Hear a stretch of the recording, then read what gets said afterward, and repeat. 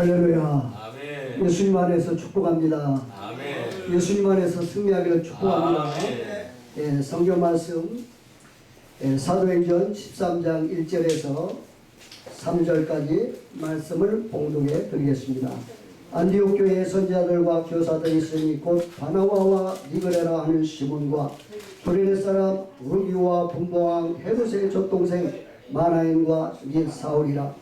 주를 섬겨 금식할 때에 성령이 이르시되 내가 불러 시키는 일을 위하여 바나바와 사울을 따로 세우라 하시니 이에 금식하며 기도하고 두 사람에게 안수하여 보내니라.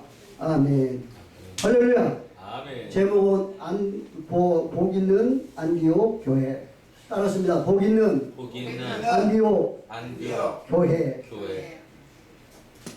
예, 구약은 39권, 신약은 27권, 모두 66권. 아멘. 예, 구약은 1500년, 신약은 100년, 다 합치면 한 1600년 동안 시대와 환경과 여건 다 초월해서 40여 명이 하나님의 감동으로 말씀을 기록하게 됐는데, 번수는 66권이지만 다 합치면 이것을 연결하면 한 권의 책으로서 한 얘기 스토리가 됩니다. 그것이 예수를 통한 하나님의 나라 완성. 할렐루야. 아멘. 구약에서는 율법을 통해서 이스라엘 민족에게 지키라고 했습니다. 그래서 족장들이 또한 사사들이 왕들이 역사 속에서 지키려고 했는데 제대로 완전히 지킨 사람은 없습니다. 그래서 지킨 사람이 없어서 죄 문제, 죽음 문제를 해결할 수 없어서 바로 하나님께서 독생자 예수 그리스도를 이 땅에 보내셨어요. 그것이 신약에서 복음 시대입니다. 예수님이 죄 문제 또한 죽음의 문제, 십자가에서 하나님의 공의와 또한 하나님의 사랑, 부활을 통해서 증명을 해 주셔서 인생들아 너희들이 말씀을 100% 지킬 수 없다. 이제는 믿으라. 그래서 복음 시대가 됐습니다.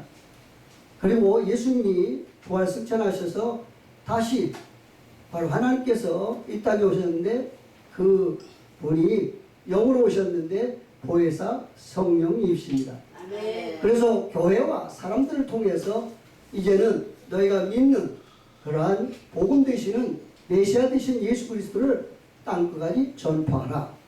그래서 구약은 지키라, 신약은 믿으라, 사도행전은 전하라는 것입니다. 그래서 이것이 성경의 역사입니다. 그래서 지금 우리가 이래 교회 시대, 성령의 시대, 예수가 그리스도인 것을, 복음인 것을 너희는 땅끝까지 전하라고 말씀을 했는데, 사도행전의 역사는 사도들의 역사요, 성령의 역사요, 예수 증거의 역사라고 말할 수 있습니다. 그렇다면 하나님은 사도행전에서 두 가지, 첫째는 교회를 통해서, 두 번째는 사람을 통해서 1장에서부터 12장까지 바로 예루살렘 교회, 13장부터 28장까지는 안디옥 교회, 1장부터 12장까지 예루살렘 교회는 어부 출신 베드로가, 그리고 13장부터 28장까지는 안디옥 교회, 바로 사도 바울. 그래서 하나님은 교회를 통해서 또한 사람을 통해서 복음이 땅끝까지 전파하도록 역사하셨습니다. 예루살렘 교회는 큰 교회였습니다. 처음부터 시작할 때 110명으로 출발했고, 안디옥 교회는 작은 교회입니다. 몇 사람이 안 되는 무명의 사람이 출발해서 작은 교회였습니다.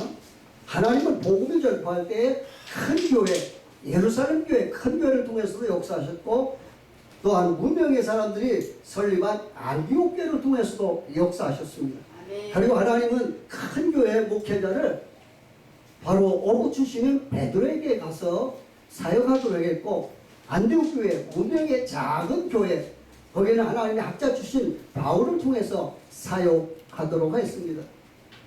베드로가 예루살렘 교회를 통해서 유대인들에게 전파하는 것은 뭘까? 그것은 회개하라는 것입니다. 하나님은 또한 성령께서는 안디옥 교회를 통해서 세상 사람들에게 복음을 증거하는 것은 초점이 뭘까? 바로 믿으라는 것입니다. 그래서 오늘날 두 가지가 삶의 현장에서 나타나야 됩니다. 교회 안에서는 회개운동이 일어나야 되고 교회 밖에서는 전도운동이 일어나야 된다는 것을 사도행전을 통해서 말씀하고 있습니다. 그렇다면 오늘 큰 교회 예루살렘을 통해서 작은 교회 안디옥 교회를 통해서 복음이 전파되는데 특별히 큰 교회라고 교만할 필요도 없어요. 작은 교회라고 낙심할 필요도 없어요. 성령께서는 작은 교회든 큰 교회든 어부 출시든 학적 출시든 성령께서는 복음 전파하는데 그거 가리지 않고 사람은 가립니다. 그런데 하나님께서는 가리지 않고 모든 걸 초월해서 역사하신다는 거예요.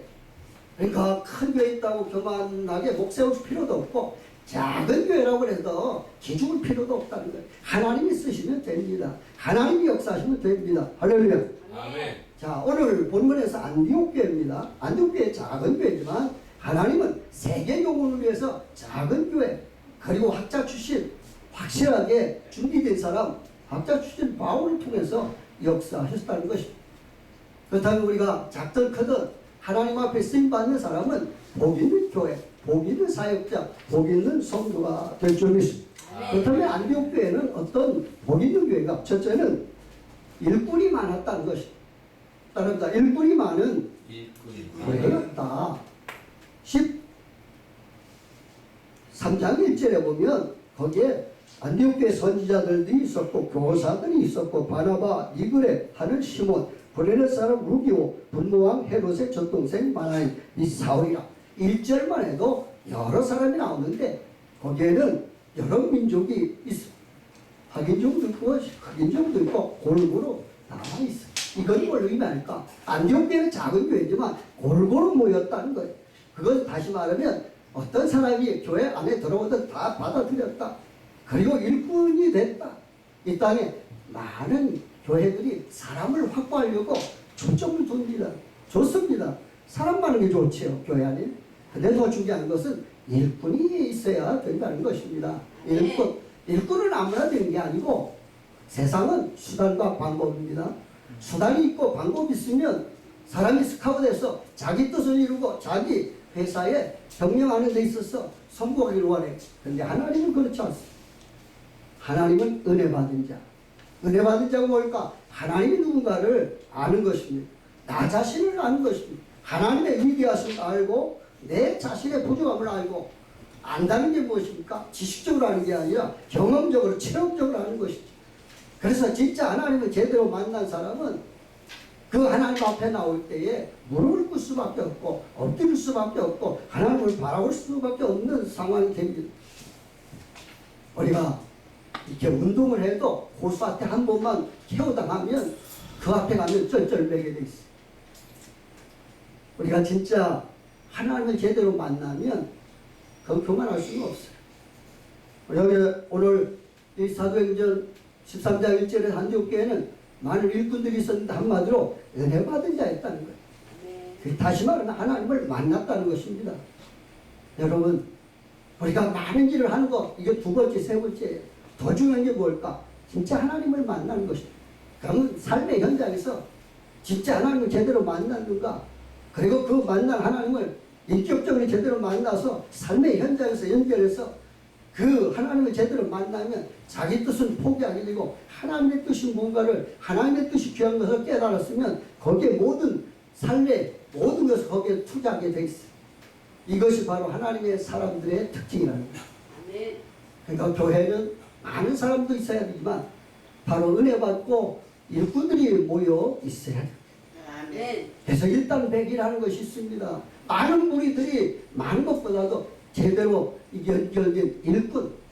그러니까 여러분 삶의 현장에서 여러분이 참된 하나님 일꾼이 되시고 여러분의 사역 속에 여러분의 가족 속에 여러분의 연결된 사람들이 진짜 하나님을 만나서 참된 그러한 일꾼들이 삶의 현장에서 사역 속에서 여러분의 섬기는 교회 안에 일꾼들이 계속 생겨나서 그 일꾼을 통해서 진짜 하나님의 뜻이 이루어지는 역사가 있기를 축복합니다. 아멘. 두 번째는 뭘까? 그것은 2절입니다. 바로 성령 충만한 교회입니다. 일꾼이 있는 교회, 안디옥 교회는. 두 번째는 성령 충만한 교회. 예수님이 이 땅에 오셔서 12명을 이렇게 뽑았어요. 예수께서 만나서 데리고 다니면서 말씀을 전했고 능력을 이렇게 행하는 것을 보여주셨고, 따라서는 베드로는 무리에서 걷도록 하는 역사도 체험했어요. 근데 이렇게 다 3년 동안 훈련시켰는데 다 그래도 따라온다고 했는데 한 가지 실패했다는 거예요. 그게 뭐예요? 기도가 실패했어요. 기도 실패하니까 사명 실패하게 되고, 사명 실패하니까 삶의 현장에서 나고자가 된 거예요. 예수님은 기도를 안 하셔도 되는데도 불구하고 기도하는 자가 됐습니다. 결국 기도하는 자, 십자가를 지시게 됐고, 온천을 구원하시는 메시아로서 죽음에서도 승리하는 역사가 나타나고 있습니다. 아멘. 바로 제자들이 이제 기도가 없던 것이 사도행전 1장에서 기도가 나타났고, 기도가 있는 곳에는 회개가 나타났고, 능력이 나타났고, 돌아온 회개 역사가 나타났고, 그래서 이 안디옥교회는 기도가 충만하니까 은혜가 충만했고 성령 충만해서 성령께서 시키는 일을 갖다가 순종하게 됩니다. 아멘. 바로 이 땅에 사는 동안 일꾼이 있는 교회로서 날마다 기도에 생명을 걸고 기도함을 통해서 성령 충만한 교회, 여러분의 사역소에 성령 충만한 사람, 성령 충만한 사람도 연결된 교회가 되기를 축복합니다. 거기다 한 가지, 셋째, 안디옥교회는 뭘까? 3절에 바로 전도에, 선교에 힘쓰는 사람들입니다. 할렐루야. 바로 전도는 우리 국내에서 하는 것이고 선교는 해외로 하는 것이고, 그러니까 전도도 해야 되고 선교도 해야 되고. 아멘. 그렇다면 뭘까? 그것은 나 자신도 구원받았지만 나를 통해서 다른 사람이 예수 믿고 구원받는 것입니다. 아멘. 그러니까 안디옥교회는 바로 귀한 바울 목사님과 바나바 목사님 이것을 이웃들에게 전달해 주었습니다. 그러므로 여러분 가장 귀한 것을 제공해 주는 안디옥교회, 이러한 사람이 된다면 손해보는 것 같지만 하나님께서 최후에는 축복해 주실 줄 믿습니다. 아멘. 안디옥교회를 통해서 주시는 복이 여러분의 삶 속에 있기를 축복합니다. 아멘. 아멘.